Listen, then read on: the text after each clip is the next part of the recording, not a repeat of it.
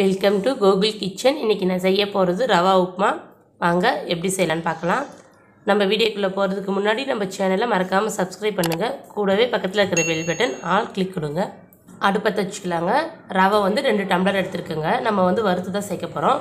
பாக்கெட்டில் வறுத்த ரவையை தாங்க வாங்கியிருக்கேன். இருந்தாலும் நம்ம செய்யும்போது வறுத்து சேர்த்தனா உப்புமா நல்லாயிருக்குங்க. அடுப்பு ஃபுல் சிம்மில் வச்சுட்டு நம்ம ரவையை வறுத்துக்கலாங்க. ரொம்ப வறுக்க தேவையில்ல, லேசாக சூடானா போதுங்க.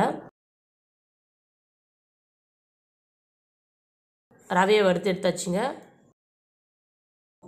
எண்ணெய் ஊற்றிக்கிறேங்க. நம்ம ரவை உப்புமாவுக்கு கொஞ்சம் எக்ஸ்ட்ரா சேர்த்து தாங்க நல்லாயிருக்கும்.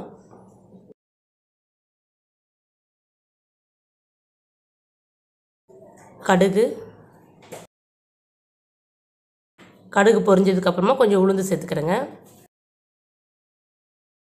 கடலைப்பருப்பு 2 ஸ்பூன், கொஞ்சமாக முந்திரி சேர்த்துக்கிறேங்க. பொடிசாக கட் பண்ணி வச்சுருக்க இஞ்சி, பச்சை மிளகாய் 4, பச்சை மிளகாய் நெடியெல்லாம் போகட்டுங்க. ஒரு 2 செகண்ட் எண்ணெயில் நல்லா வறுத்து விட்டுடலாம். மீடியம் சைஸ் வெங்காயம் 3, கொஞ்சம் கருவேப்பிலை, உப்பு தேவையான அளவு. வெங்காயம் நல்லா வதங்கி வரட்டுங்க.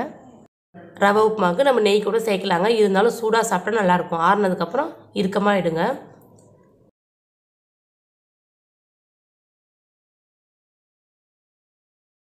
ரெண்டு டம்ளர் ரவைக்கு 4 டம்ளர் தண்ணி சேர்க்கணுங்க. 1 டம்ளர் எக்ஸ்ட்ரா சேர்க்கணும். ரவை தண்ணி அதிகமாக இழுக்குங்க. தண்ணி நல்லா கொதிச்சு வரட்டுங்க.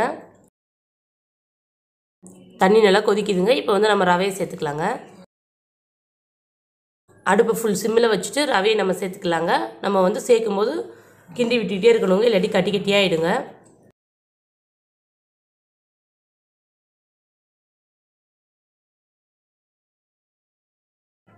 ரவையை நல்லா கிண்டி மூடி வச்சிடலாங்க. அப்போ தான் நல்லா வெந்து வரும்.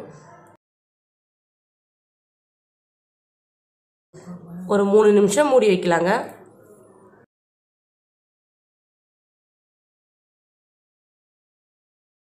ரவை நல்லா வெந்து வந்துச்சுங்க.